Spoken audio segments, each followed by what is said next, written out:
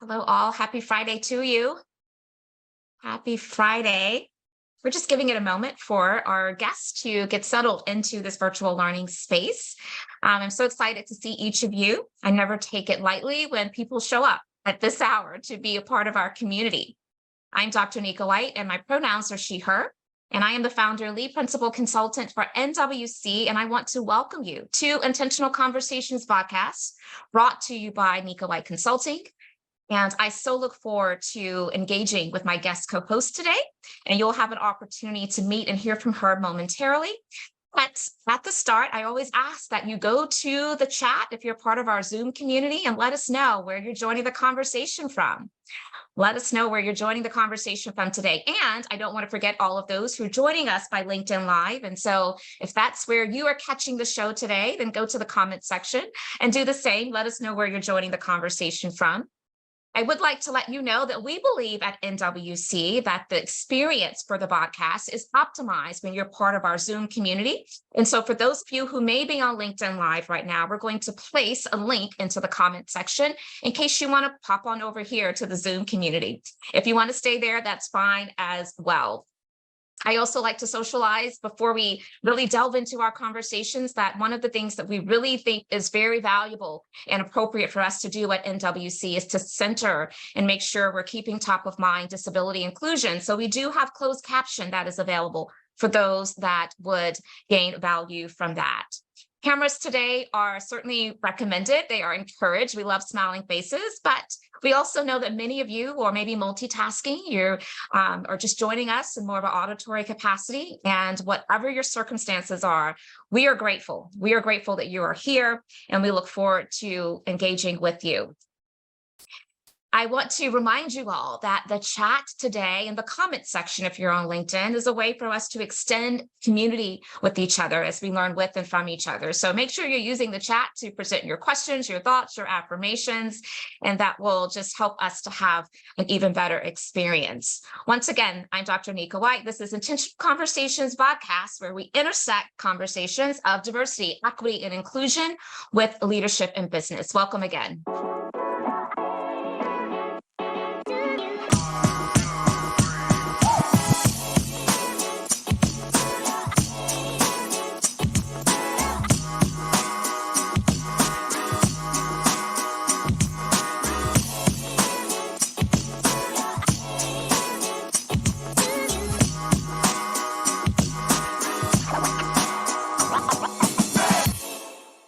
Let the conversations begin, indeed, and that is precisely what we are about to do.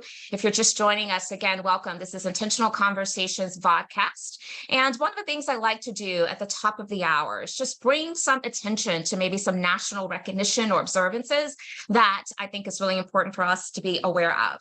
We're at the end of the month of September, but we're still in there, so I want you to be aware that September is Suicide Prevention Awareness Month. This is a topic that, while it may be uncomfortable, we have to lean into it. There's so many people that are suffering in silence. And so let's make sure we're breaking the stigma of mental health, and we're giving people a space and support to be able to reach out if they need help. And so it's Suicide Prevention Awareness Month. And although September is only a couple days left, tomorrow's the last day of September, let's make sure we maintain a lot of momentum around, again, supporting those that are in our networks and our circle that may need our support. As I also think about the end of September, I want to make you aware that it's also Prostate Cancer Awareness Month. And here is why I think this is so critically important to bring to this broader community. Black men are 1.7 times more likely to be diagnosed with and 2.1 times more likely to die from prostate cancer than white men. Black men are also slightly more likely than white men to be diagnosed with advanced disease. And so I want you to think about all those loved ones, all of those friends and associates in your network. And again, don't be afraid to just ask questions. Have you had your prostate screening yet?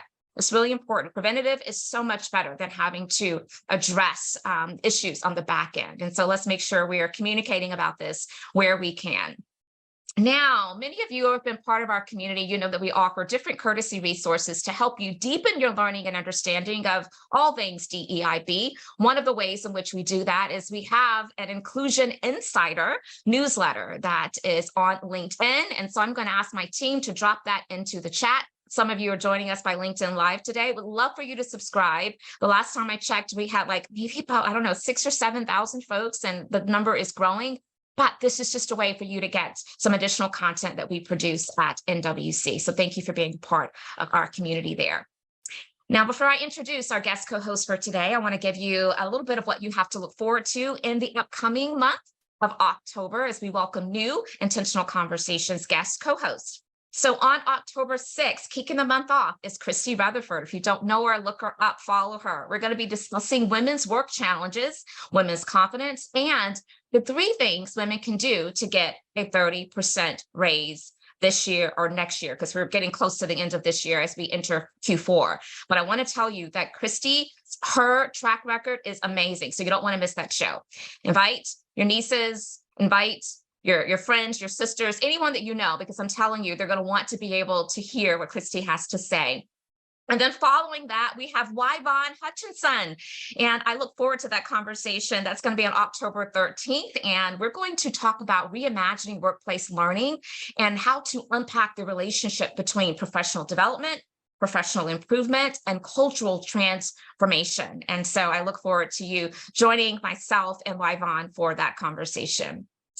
And then as we wrap up kind of the month of October, getting close towards the end, I have my friend, Dr. Ella Washington, and her book that she released earlier this year is called The Necessary Journey, Making Real Progress on Equity and Inclusion. And so she's going to be talking to us about her book, the concept of workplace utopia, and how to reinvigorate DEI dialogue without reinventing the wheel. And so I look forward to being in community with Dr. Ella on October 20th.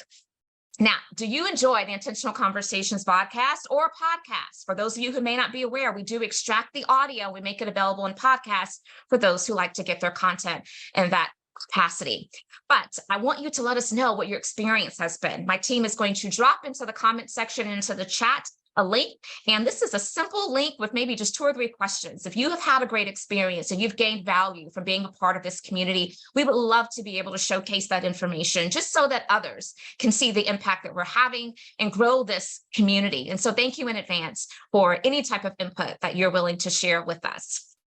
Now, it does me great pleasure to introduce our guest co-host for this week. And as you know, if you've been rocking it with me, I always like to share the full bio. Yes, I do. I read the full bio. Sometimes my guests are probably cringing in their seats when I read their full bio, but I always share it's important to me because people work hard to get where they are, right? And I think it's so important for our community to be aware of the credentials, the accolades, the experiences that shapes the way in which our co-hosts will show up to a conversation and their perspective. And so today will be no different. Dr. Ciera Scott is a licensed psychologist and DEI practitioner with nearly 15 years of professional experience in the realms of mental health care, higher education, outpatient hospital settings, and the public sector. She is the CEO and founder of Recalibrate to Liberate, LLC, a consulting business that offers trainings, workshops, healing spaces, and wellness retreats, all at the intersections of social justice, mental health, and emotional wellness. Dr. Scott has also co-authored and published 2 book chapters. One book chapter explored the impact of sexual assault with women of color on college campuses. The other book chapter highlighted holistic care modalities for the treatment of psychological problems in medical settings for older adults. Dr. Scott earned her PhD in counseling psychology from the University of Georgia. Dr. Scott is also a graduate of Cornell University's Diversity and Inclusion Certificate Program. Dr. Scott intentionally embodies the awareness and skills that she learned through Stanford University's Cultivating Compassion training program, as hosted by the Vanderbilt University Cal Turner Program for Moral Leadership. As a Black and queer social justice advocate and mental health professional, Dr. Scott has proudly completed several LGBTQ+ Safe Zone allyship Train the Trainer programs to better equip herself and to champion for the safety and wellness of people across the spectrum of gender identities and sexual orientations. Her diversity and inclusion certificate from Cornell University is one that she's really proud of. And she invites you to visit her website, which is recalibrate2liberate.com. We'll drop that into the chat. to find out more about her and how maybe her organization can support your DEI and inclusive wellness efforts. And so as I now stop sharing my screen and bring myself and Dr. Scott into full view for this community, I want you to go to the chat, go to the comments, but please find any kind of words of affirmation or appreciation. We always like to make sure that our guest co-hosts feel really welcomed, because we are grateful for their time. And Dr. Ciera, today is no different. We're just very appreciative for you being available and willing to share with our community today. And so one of the first things that we always ask our guest co-hosts to do before we delve into the conversation is to share with us something about yourself that we would not know from reading your bio, which I just shared, or even maybe from visiting your LinkedIn profile.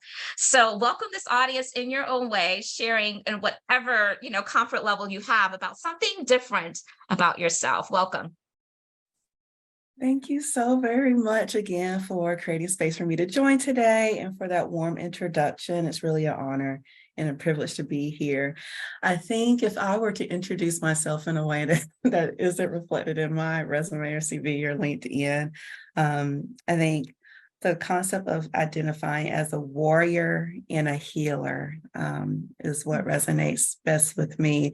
I was listening to a song that really has become a mantra for me.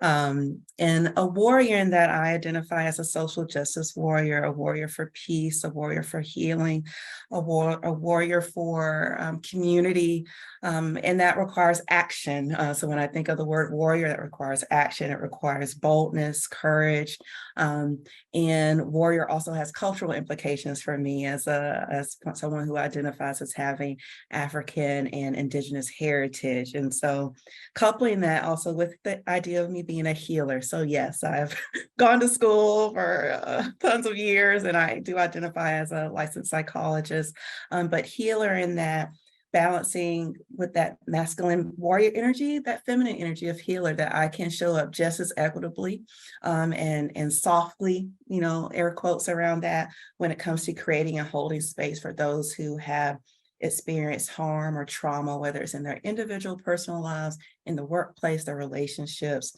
And so if I were to continue to unfold how I identify and how I feel I embody space, particularly given my visible and invisible identities, which I'm happy to share more about later. That would be how I'd further introduce myself, a warrior and a healer. And for those who resonate with that, there's a song. The artist's name is Geminelle, Geminelle. That really is like my pump up song when I'm needing to enter spaces, and honoring that both of those identities can coexist. I don't have to choose one versus the other.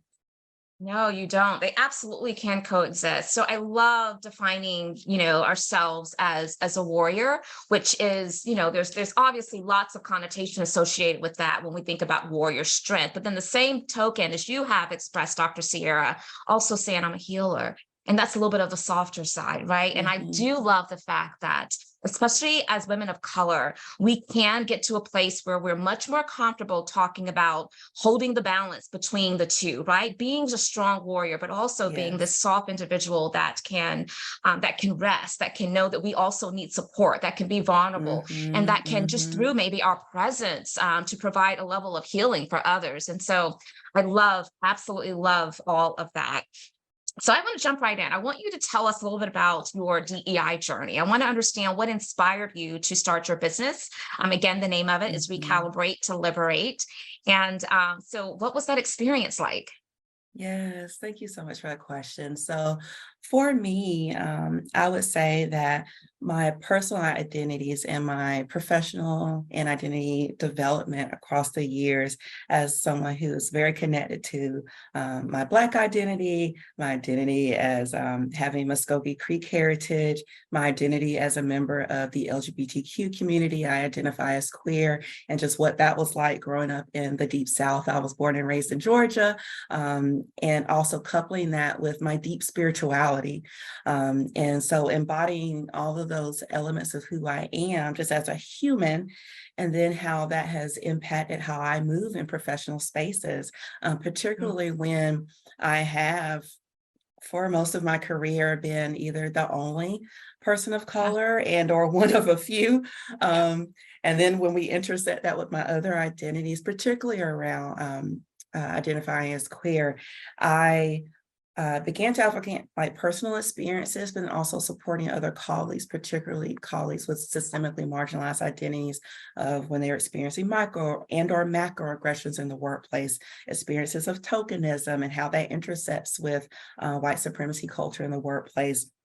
And this going back, I would say really 15 years, like I've been, in the professional space for 15 years, and then knowing the power of not only having the language to describe those experiences when they're happening to you, but then also I wanted to, because psychology, being a psychologist, very much can focus on that one-on-one intervention, sure. But I'm really also very passionate about community engagement and systemic level changes. And Mm. so as I was reflecting on those siloed areas of impact and change I have been able to make within like my own personal organizations, whether it was chairing like our diversity committees Yeah. or pushing forward community engagement efforts that were going to increase access to, particularly in mental health care, increasing access to mental health care for systemically marginalized folks, and or often being called upon to foster those healing spaces in-house in the organizations I was working. I, on a deeply spiritual level, again, wanted to make change systemically, community-wide, and call it Pollyanna, but honestly, like the world. Yeah. That is So we truly my are. hope. That Yeah. is the desire. And so that is where my business idea, I really meditated on, and I knew I wanted to be a consulting firm and knew it would couple one of my other identities as an educator. I'm looking at my mom here on the Zoom screen. I also come from a family of educators, deep lineage of educators. And so that is a part of who I am. And so while I knew Recalibrate to Liberate would absolutely be a space for trainings and workshops, I also wanted to couple it again with that healer side of being able to Yeah. create soft spaces, psychologically safe spaces for systemically marginalized folks in groups, workshops, retreats, whether it's after a critical incident or just, what it means to be particularly a Black or brown body in the workplace. And so I had the idea for a while, but I had to meditate deeply around the name. And that name came to me. And so, yeah, so it was about a 5-year process of like working through what it meant for me as a Black queer professional who it gets projected as younger than maybe I really am, to come forward and form the LLC. But that if I formalized it in December of 2021, and it's been quite a beautiful journey since then. Nice, nice, nice, nice. Thank you so much for sharing your journey with us. And the name resonates with me, Recalibrate to Liberate. And I think that it's obviously very intentionally connected to how you want to show up in this space to be able to help support others. It is very liberating to be able to have soft spaces where we can land. And I don't think that we talk enough about that. I mean, it has just in recent years become more of a discussion because we're finding that, particularly for Black women, we have to always, again, show up as that warrior. But there are times where we need to be able to just be, to be vulnerable, to be transparent, to not have the answers, and to not have someone to see us as, well, you're resilient, you can do it. Yes, we know that, but right now I need a soft space to land. And that's so important. So I am grateful for the work that Yes. you're doing and how you are encouraging others to really lean into that a bit more, because we don't do that nearly enough. I want to talk Mhm. about how you center systemic change in your work, because you've talked about that a couple of times, that you've referenced it in this conversation. And so your company, Recalibrate to Liberate, you co-create these psychologically safe spaces for systemically marginalized communities. Why is this important to you? I mean, obviously, I know that your own intersectionality is something that probably finds its way into why this is important to you, but I want you to go a little bit deeper on that. And how do you define, Dr. Scott, success as it relates to being a co-conspirator? Wonderful questions. And thank you so much for the invitation to go deeper into the name. And so for me, I guess I'll anchor first in my business name. So Recalibrate to Liberate.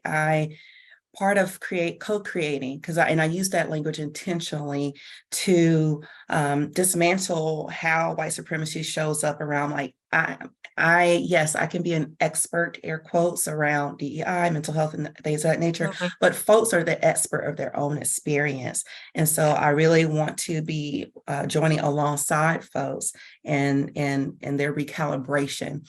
And recalibrating for me means, one, and this is where I feel like my mental health background comes in, is being able to create individual and group spaces where folks can unlearn how they have been impacted by white supremacy and other types of unconscious and or very much explicit and conscious biases. Yes. Thank you. You know, sometimes you're very much aware, but because Absolutely. we've been shaped and formed, those reactions are still knee jerks. But being able to recalibrate first by building self-awareness around, what have I been taught? What have I learned from either my families of origin, society at large? What are the areas of privilege that I have, and including myself, that yes, there are intersecting identities where I do experience harm, but it's also like, I have a PhD, I have a terminal degree, I have been able to operate in certain spaces with light skin privilege. I know maybe we can talk about that later, and what that means in the workplace. And so again, building self-awareness. And then once you have the awareness, why it's important to me is that until we do have that awareness, we're operating in ways that are very harmful. And I would also argue violent. They're violent, particularly towards, I'm very passionate about Black and brown folks having to operate in predominantly white spaces, because the way in which it can be so implicit, especially a micro or macroaggression, it happens, and it's there's a video of like mosquito bites. It occurs, but you don't realize until maybe minutes later, hours later, maybe days later, like, oh wait, that actually hurt me. And then you're stuck with the emotional residue, the psychological harm. And so this work is important to me, so that, one, Black and brown folks, particularly when we're thinking about the US context, and we've had 400 plus years of generational trauma of racialized violence. But then also I call in white co-conspirators and allies and advocates that you too have been harmed and traumatized by the systems of racism, in particular, and other forms of oppression. And I do come from a space of, you all need healing too, and you need to recalibrate too, because we've all been socialized by these forms of oppression. And so that's why it's important to me. It goes beyond myself, but really from a space of operating from empathy and compassion and care, that all of us are worth, believing that all of us are worthy and deserving of being able to show up in the ways that not only, and I do call my creator God, so not only being able to show up in the ways that God created us to be, which includes all those intersections, but also when we experience psychologically safe spaces, we're able to truly embody and manifest into our calling in its fullest way, not with hiding ourselves or diminishing ourselves so I could go on and on about why this is important to me, but those would be my primary reasons. So people can embody their full selves, and thereby be able to embody their full calling. Yeah, no, that was beautifully stated. As I was listening, I couldn't help but to take notice of some of the language and the words that you were using as you were describing really the harm that can take place. You know, I heard you use violent, I heard you use trauma. And what I appreciate about that, I know sometimes it can feel quite jarring when we are using such, language to describe circumstances that maybe not everybody can identify with. But I think when we don't do that, we dilute really the severity of the circumstances. And so I am a fan of people really, really going there with the language that is very fitting for the situation. So thank you for that. I also appreciate, Dr. Scott, your recognition of no matter who we are, what race, what ethnicity, we all need to heal from it, because I think that it helps connect to the point that it has negatively impacted all of us, right? And I do believe that healing, if that can occur across every individual, it better positions us to do our part at the individual level to help try to dismantle the white supremacy culture, because yeah, we all uphold it, even as practitioners. You mentioned sometimes that we fall into it. I mean, that's a normal everyday thing, just because we've been so conditioned to it. And so I appreciate when we can peel back all the layers and really get to the root cause of why is this continuing to show forth in our society. And this is why. It's because we all need to be on a path of really trying to dismantle it. And it sounds like a lot of it begins with the recognition and the healing from it, right? So great points that you made.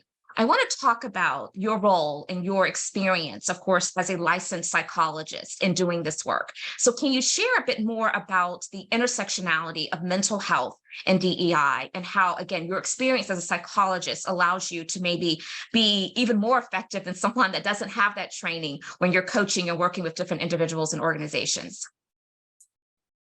Thank you for, again, that question. So I feel that the ways in which my background as a licensed psychologist lends itself well to this work, particularly when it comes to healing, recalibration, and co-creating psychologically safe spaces, is my awareness and understanding about the ways that identity-based trauma and harm in the workplace lives in our bodies, from a somatic experience as well as emotional and psychological experience. Yeah. And so, and I am, like you said, Dr. Nika, I am intentionally using the language of trauma, because if we, and what, I'll personalize it here for a moment. When I think about, times where a microaggression has happened in a workplace, it's a very somatic experience for me. I'm feeling it in my gut.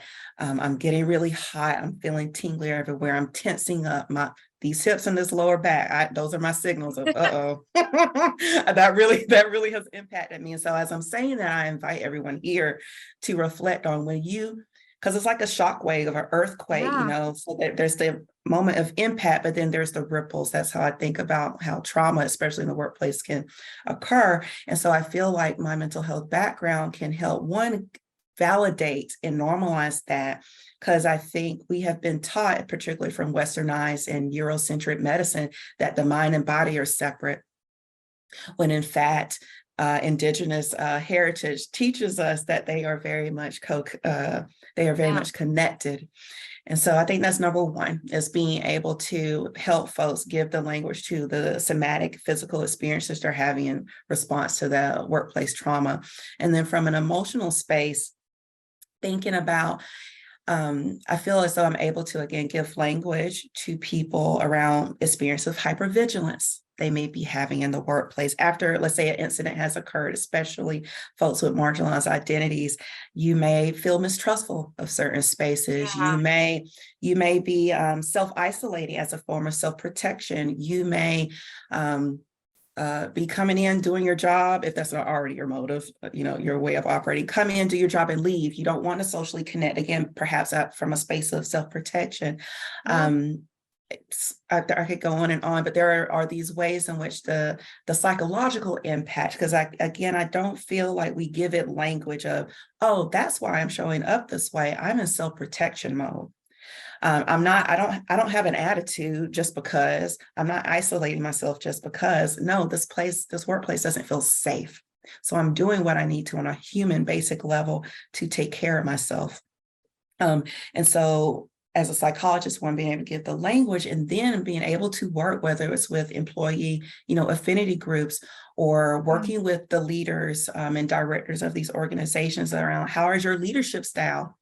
Either reinforcing that this is a safe space or reinforcing that it's not a safe space.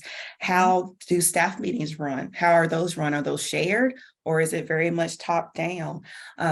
When someone calls in a oops or an ouch, I know we use that language in the DEI, when someone calls in a oops or an ouch, what is that met with? Is it met with defensiveness? So people learn, oh no, this actually isn't a safe space for me to challenge things, or is there space, again, for the challenging, where people can co-learn together, because that eases tension in the workplace and helps people feel like they can really lean in, and it signals psychological safety. So that's how I feel. Again, just my understanding and awareness of those concepts, but then thereby them being able to create the individual and group interventions to create the safe spaces in the workplace, and also spaces for healing in the workplace. Yeah, what's coming up for me, Dr. Scott, is how powerful and empowering it can be to have language around what we're experiencing in order to be able to get the support we need and to heal, right, from those trauma experiences. And so, what I love about how you have talked about the intersection of your training as a licensed psychologist is that that's a way to kind of fill in the missing gaps.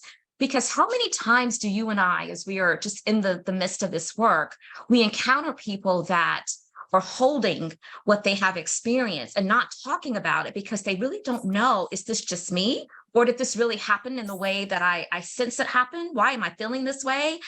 And I think that part of the healing process is being able to first and foremost validate that what people experience really is their experience, right? I mean, you mentioned earlier that there's a lot of value in recognizing that folks are the expert of their own experiences. Sometimes we try to be the expert of someone else's experiences, and it's like, no, What are we no, doing? What are we doing?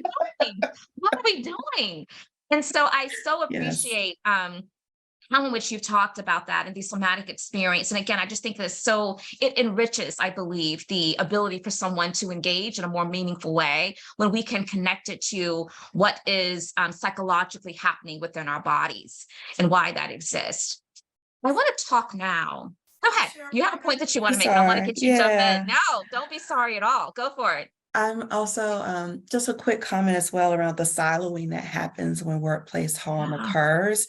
Yeah. I would argue that that is precisely what white supremacy is meant to do. It is Yeah. meant it, and when I say I use the word trauma intentionally, that when something occurs, it's very easy for us, and I'll center it in Black and Brown folks for right now, to gaslight ourselves, to minimize our own experience, Right. to out of either for the system to create feelings of guilt or shame within us when things happen, when actually it's like, oh no, no, no, the systems are the ones that should be feeling ashamed of themselves. Right. Right. Not um, me. I'm the right, not victim here, right? right, right, Yeah. right. But it can be so easy for that to be the internalized experience, so that when it is siloed, if I'm not going to talk to my colleague about what happened, or I'm not going to HR or whomever to report it, those those experiences can keep happening and occurring over and over. And so I know there's that saying of like, oh no, the system is operating exactly as it was supposed to. And I would agree, but and it operates that way when we are siloed. And Yeah. so that is one of the other reasons I'm very passionate about this work, is that if I can come in and hold that privilege of external consultant, sometimes I get to say the thing that other people don't feel safe to say, Absolutely. or I get to speak up about the experiences that other folks have been having because out of fear of their job, having their job taken, or fear of retaliation.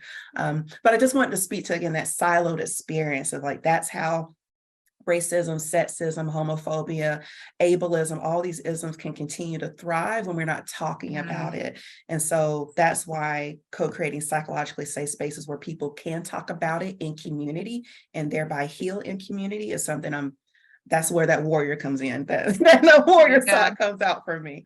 So yes, Love thank it. you for letting Love me it. take some space to expand there. No, absolutely. I'm so glad that you interjected that additional feedback. So when we think about wellness, which again is part of how you center your work, right? Mhm. Oftentimes the conversation of work-life balance, can enter into the equation because it certainly has implications to one's ability to be living a life of wellness, right? If we can't balance that appropriately.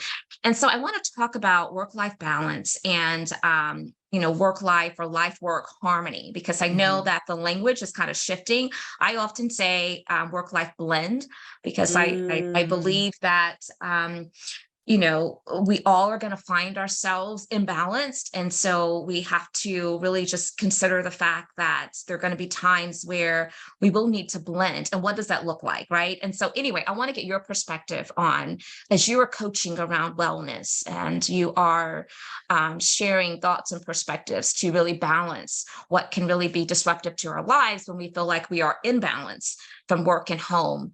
What does that look like when you're having those conversations? I love the framing that you offer, work-life blend. I'm going to coin that, trademark that, Dr. Nika. Go for it.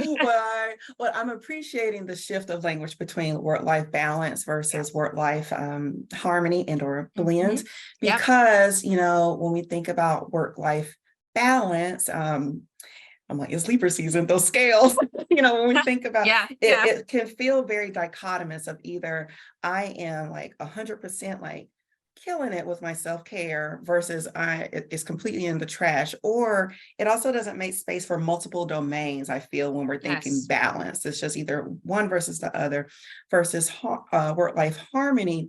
I first invite people because I think it can get overlooked, particularly as working professionals in grind culture, Mhm. to forget those like the lower level of Maslow's hierarchy of needs, like Yes. food, shelter. I'll throw in hydration in there. Um, do you have are you just psychologically safe and sound in your physical needs?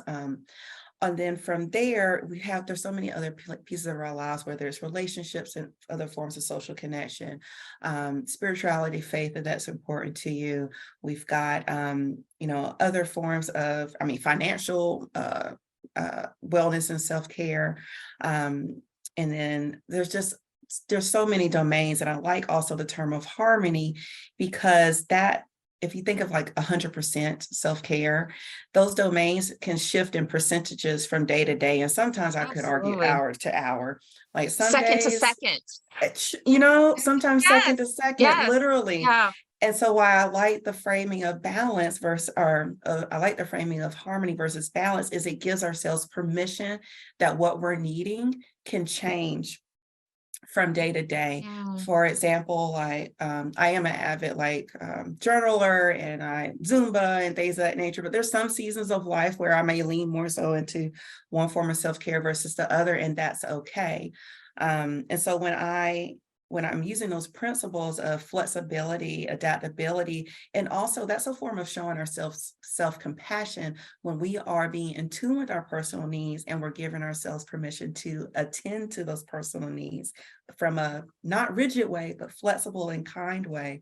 So that definitely shows up, of course, like in my individual work with individual therapy clients, but also in group settings as well. And then also helping organizations learn that the ways in which they're co-creating well-being in the workplace, I'll try to stay away from shoulds, but it could benefit from also being as equally flexible and responsive, and that the workplace community, their needs around wellness and self-care can also change. And so that, I don't know, the pizza party, I see those memes. So maybe that pizza party is what people wanted. Yeah. Yeah. I don't know, 5 years ago, but maybe nowadays they're just wanting time to be in with each other socially and in community.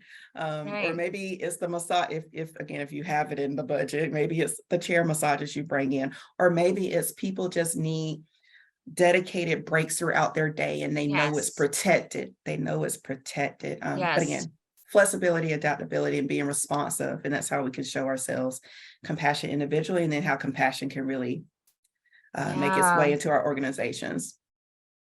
No, I so appreciate that. I want to stay here for a second on Mhm. this work-life balance, blend or harmony, because it reminds me of a post that one of my friends, who's actually a Black woman, and she is a founder, and she basically went to social media and she shared, "If I'm honest, I suck at work-life balance. It always feels like people tell you that you should learn to rest after they have already made it. Like, is hustle necessary to get to the rest? Or are we all just running so hard because we are trying to outrun failure?" I'm not sure. What are your thoughts? And it was really interesting to me, the variety of responses that found its way to her post. So now there's this conversation that's happening. But I resonated with that because I often say that we have seasons, right? And when I think about being an entrepreneur, being a founder, which is her situation as well, it's your situation as well, sometimes it can feel like this work-life blend or harmony is not even in reach if you are this driven, ambitious individual looking to try to create something. And then it's like, once you reach that point, whatever that really looks and feels like, are you even healthy enough to really enjoy Right. it? Are you even Rolling sane over enough the to? finish Yes. line. And I just thought that was such a fair question and discussion. And so Yes. anyway, as we were talking about work-life balance, blend and harmony, I wanted to bring that to the conversation. I would just love, Dr. Ciera, for you to share your thoughts on that real question. Thank you so much again for your reflections and it's sparking up the thoughts around, I had to write it down, outrunning failure and Mm, how, for me, that drums up the concepts of perfectionism. yeah, it Um, does. You're right. it's Yeah. particularly, and I'm always trying to be authentic. Like for me, definitely I describe myself as a recovering perfectionist, meaning that it is in progress every day, especially as a high achieving person. Like I was in the International Baccalaureate program in high school. So like it's been entrenched in my Yeah. spirit for a very long time, that high Right. achieving spirit. And I also don't want to damper that side of myself of like it is Right. my work ethic and my um openness to creating. Like I feel like that is why I'm here, is to help is to join folks in co-creating things. That also though means I have to give myself permission for things to be undone. And my goodness, oh, that is something I like things to be tied up really pretty with bows on top. And however, what I learned, because I'm not even going to say approach burnout, I have definitely been burnt out before in my career, is it was because of the feeling of everything has to be done. And what I have learned in maybe an existential way, but also a very personal way, is that life is about the journey. And that includes entrepreneurial life and or, in Yes. our 9 to 5s, that life is about the journey. And so when we give ourselves permission, it's not to say there aren't ever deadlines to meet, of course. But in your prioritization list, does everything Right. on your to-do list have to happen today? Yeah. I'm willing to bet that the answer is no. And I want to normalize those feelings of I should have, would have, could have, or that self-deprecation that may occur if why can't I, because you're a human and not a machine. For those who have not read, it's called Rest is Resistance. And oh my gosh, I'm blanking on her name right now. Wow. The name of the book I'm is sure we can Rest find is it. Resistance. Yes. If someone can find Mm-hmm. I can I know believe the I'm book that you're blanking. talking about. My Yeah. goodness. But and reading that, one of her quotes is, we are divine beings. We are not machines. Yeah. Um, Yeah. we are not machines. We are human beings. And as a result, we are imperfect. And that means that things will be left undone. But when we are operating from a capitalist society, which I know some social justice advocates would argue that a capitalist society is a white supremacist society rooted in slavery, just because of the 24-hour work grind, that if my pausing and giving myself permission to rest, I know at least for me and my African ancestors, that is the dismantling oppressive Yeah. That's systems. right. Um, Yeah. and it's a way in which we, again, just give myself permission to pause and rest is also a way to work more on that blend, that work-life blend, that work-life Right. harmony. So thank you for that. Those are my musings really Yeah. in No, response to I'm that loving your question. musings, and they are speaking directly to me. I don't know about this audience, but I can just tell you, speaking directly to me. I placed into the chat, give yourself permission to be okay with things being undone. And that is powerful. It's so simple, but yet very powerful, because I am one of those individuals to where if there are a lot of things on my to-do list and I can't scratch them off, I'm like, oh, it is like anxiety inducing, right? And so I need to work through that. And I appreciate you kind of naming that for myself and maybe some others in this community as well. And you're right. I think that we treat each other like we're machines. I mean, even think about the language, like in the workplace, human resources. I mean, Right. where are we placing really the emphasis, on the human portion or on the resources portion? That gets back to that. We are machines, Yes. right? And so there's certainly some merit maybe into reimagining how in which we're even talking about talent in the workplace. Venetia is one of our guests today, and she actually shared into the chat. Yes, Dr. Scott, I can definitely relate. I have worked hard, though, on being more intentional and taking care of me and just letting go of what didn't get achieved for that day. Thank you for sharing, as I truly have been there and experienced feeling burnout. And so your message is really resonating with folks. We did find the Rest Resistance book that was referenced earlier. And so there's a link into the chat. I hope you all will take advantage of that. I want to shift now and let you know that while I know I've been kind of, really hogging Dr. Scott for myself with my questions, I do want to give you an opportunity as our community here to present any questions to Dr. Scott, or even contribute to the conversation in whatever way that feels appropriate for you. You can do so if you're part of our Zoom community by using the raise hand feature that lets me know that you're willing to be added to the spotlight, and I will invite you to unmute yourself and share, or you can continue just to place into the chat. If you're joining us LinkedIn Live, then you have some questions. If you want to go to the comment section, my team is watching that, and we'll bring it over into our Zoom community. So I'm going to ask one more question while people are percolating around maybe perhaps what curiosities are coming up and questions or contributions they want to make.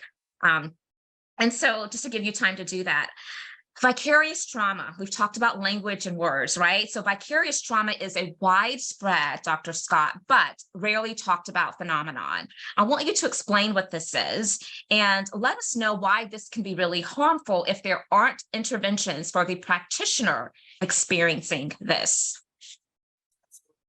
So vicarious trauma includes those emotional, psychological residue, the impact of a traumatic experience we'll center in the workplace, whether that is, let's say, there's been an experience of grief and loss, or let's say there's been a death in the workplace, let's say there's been a micro or macroaggression in the workplace, or just an overt form of oppressive policy maybe in the workplace.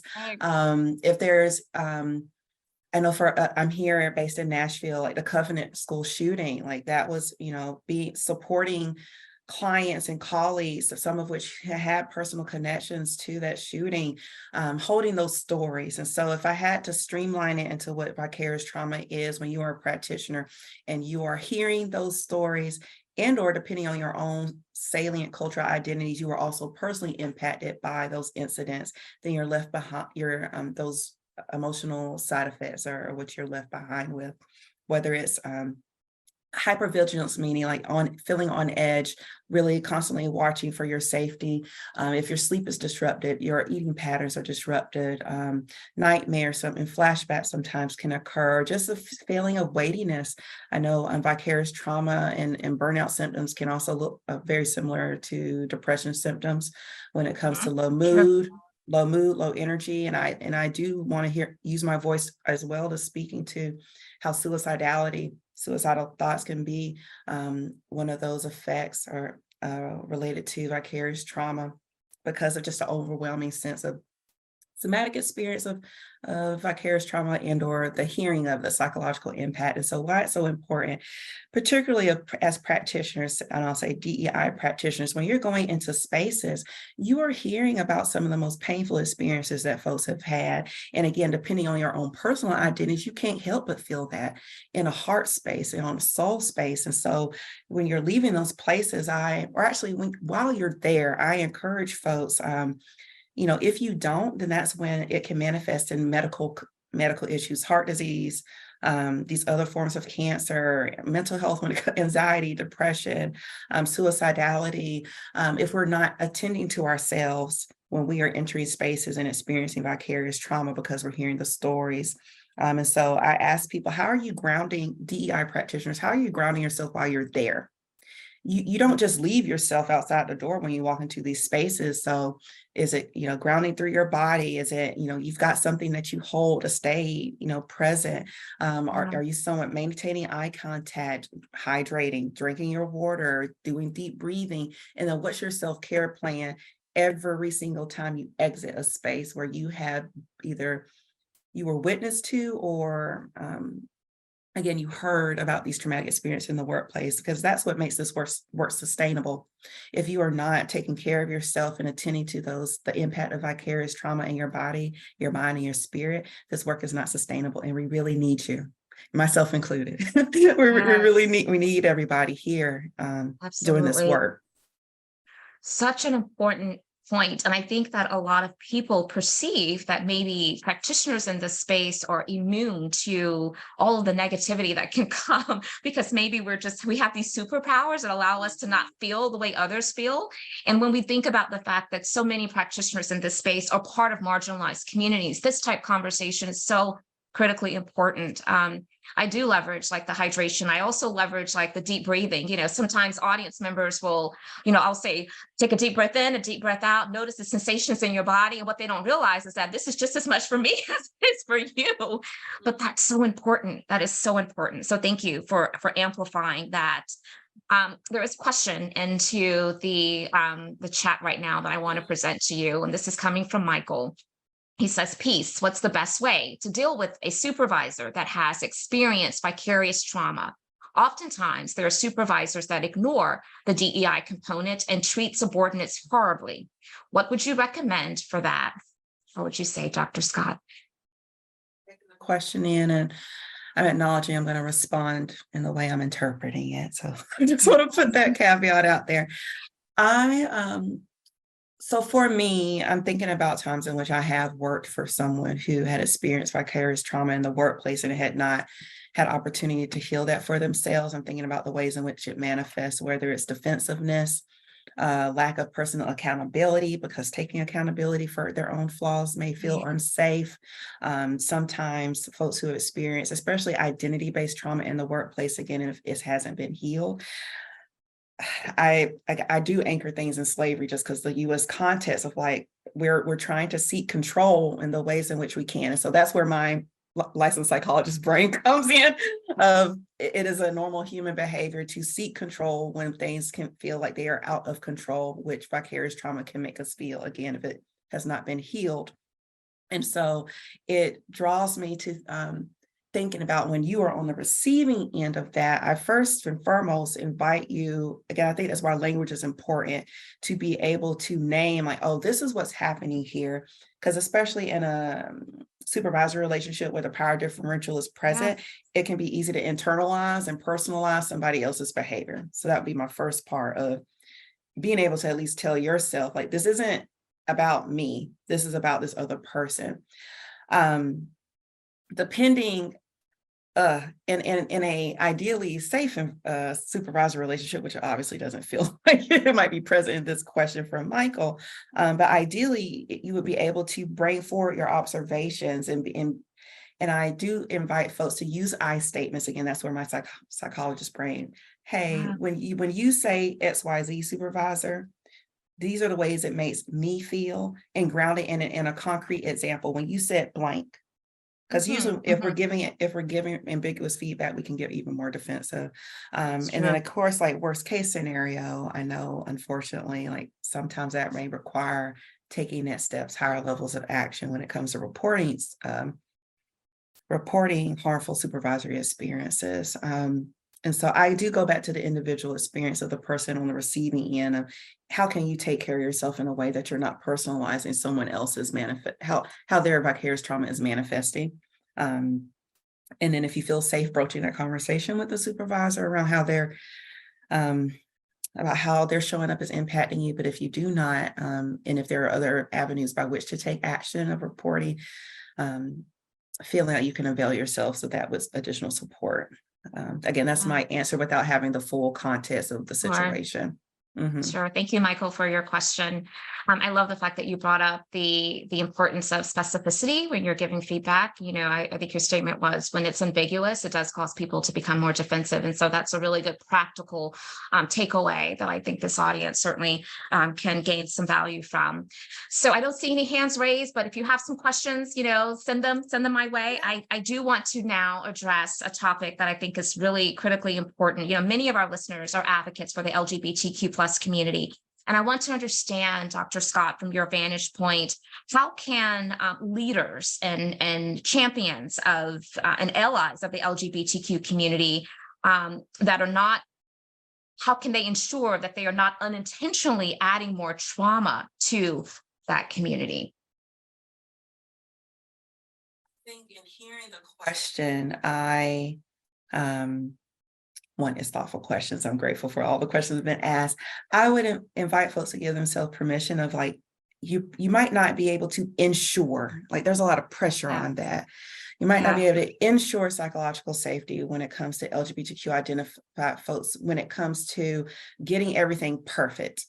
So for example, I'm thinking about pronouns. I would say that when we use language of preferred pronouns versus these are just folks' pronouns, that can signal to an LGBTQ identified person of like, oh, well, maybe it's minimized because I just prefer these. Like, no, I just prefer chocolate over vanilla. That's what I prefer. Yes. But because of the saliency of language, if someone is saying, here are my pronouns, I do invite folks to use them. But also, again, with that ensuring piece, you may make a mistake and pronounce someone or misgender them, is to make that up, to apologize, and then also not centering yourself in that apology. Like, please do not wax poetic for 10-15 minutes about how terrible you feel, because then that's just making the other person hold the emotional burden of taking care of you. Yes. So I wanted to ground it in an example of like what it can look like. So honoring folks' pronouns, but also if you make a mistake, not centering yourself in that apology, but do take ownership over the mistake that you have made. I would also say, when you're thinking about policies and procedures in the workplace, how are folks, if they are partner, how are their partners included in those activities?